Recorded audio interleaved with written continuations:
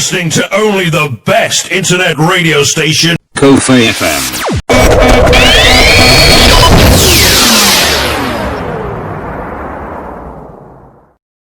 Good morning, enjoy your new month, 1st of October 2020. I'm DJ Kindman. We are broadcasting on COFAI FM. Listen this song number every day you are faithful.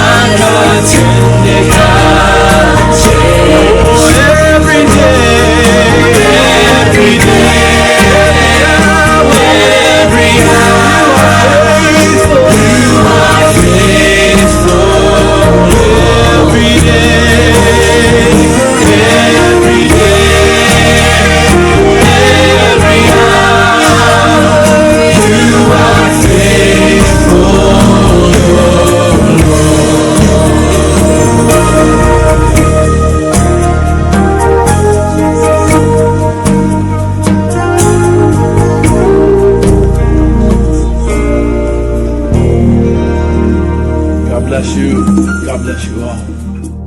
Playing more music at the weekend. You're listening to only the best internet radio station, COFAI FM.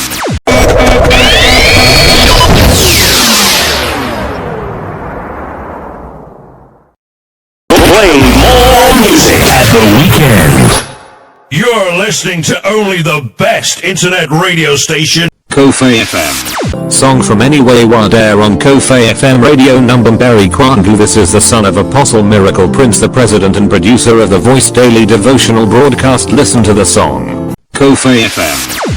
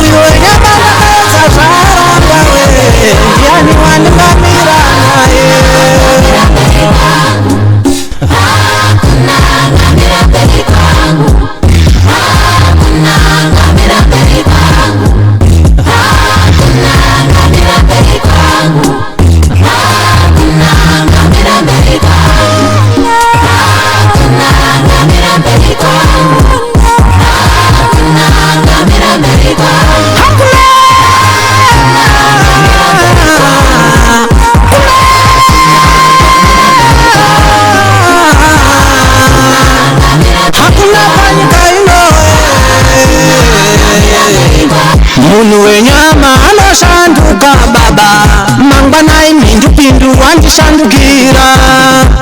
Playing more music at the weekend. You're listening to only the best internet radio station, COFAI FM. Enjoy your wonderful Thursday on COFAI FM. This is the time of our spiritual father, Apostle Miracle Prince, the president and producer of the Voice Daily Devotional Broadcast. He is in the studio now. This is COFAI FM time 11 o'clock. Listen to this short message please in DJ Kindman.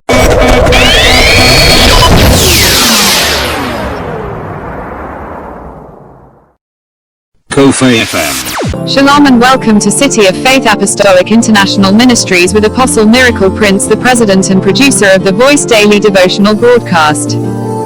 Time for the Word.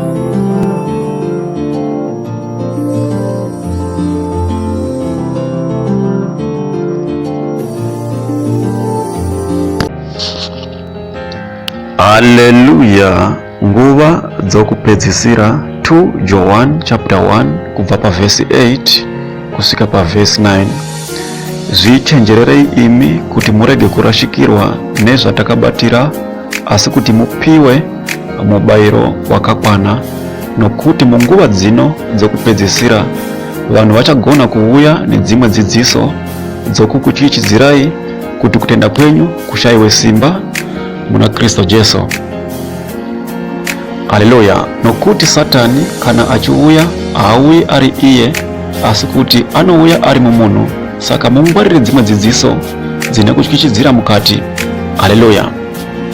Kana munhu ari muna Kristu, maari munenge musina kutya, nokuti nokuda kweshoko raMwari hatina kupiwa mweya wokuti tive nokutya, asi wokuti tive nesimba, tichichengetwa nesimba raMwari kuburikidza nokutenda kwedu. Haleluya. Nokuti vazhinji vedu munopinda muzvivi nokuda pokuti munenge muchigamuchira dzimwe dzidziso dzine kutyityidzira mukati, nokuti once wangochichidzirwa ukatonga Mwari nokuda kwezvinhu zvavanenge wapinda mukati mazvo, kana kuti nokuda kweimwe situation yavanenge wapinda mukati mayo, uchiona sokuti Mwari vanenge vasingakwanise kukubatsira, ziva kuti unenge watopara chivi. Haleluya. But this season simba raMwari richakurinda kuburikidza nokutenda kwako, kuti ugopiwa ruponeso rwakagadzirwa naMwari, kuti rugoratidzwa kwauri munguva ino yemazuva okupedzisira. Haleluya. Kuti kutenda kwako kurege kubiwa nowakaipa. Haleluya. Saka zvichenjererei imi kuti murege kurashikirwa nezvatakabatira zveshoko raMwari roupenyu rinova Kristo Jesu, kuti mugopiwa mubayiro wakakwana muupenyu wenyu. Haleluya. Nokuti isu tinorindwa nesimba raMwari kuburikidza nokutenda kwedu. Saka mumwe nomumwe unotungamirira vamwe asi asingarambire mukudzidzisa nezva Kristo Jesu, zivai kuti muparidzi uyoyo unenge asina Mwari maari, asi uyo unenge ana Mwari nde uyo anorambira mukudzidzisa nezva Kristo mukati muupenyu wenyu. Ndiye una baba nomwanakomana. Haleluya. Nokuti isu hatina munhu unofanira kuuya kwatiri achitivhundutsira nokuda kwezvinhu zvinenge zvichiitika around us. Haleluya. Tinochengetwa nesimba raMwari kuburikidza nokutenda kwedu, tichiziva kuti mushoko raMwari ndimo mega muna upenyu wedu. Uye kana tiri mariri hatina kutya, nokuti Kristu iye unova shoko patiri isu takadzikinurwa nokuda kwemuchinjipa isimba redu. Saka shoko iroro rinova Kristu richatichengeta kuburikidza nokutenda kwedu, mariri tichiziva kuti mushoko raMwari ndimo mega muna upenyu wedu nesimba redu. Haleluya. Opafadzwa amamudikani muzuva ranhasi. Haleluya. Play more music at the weekend. You're listening to only the best internet radio station, COFAI FM.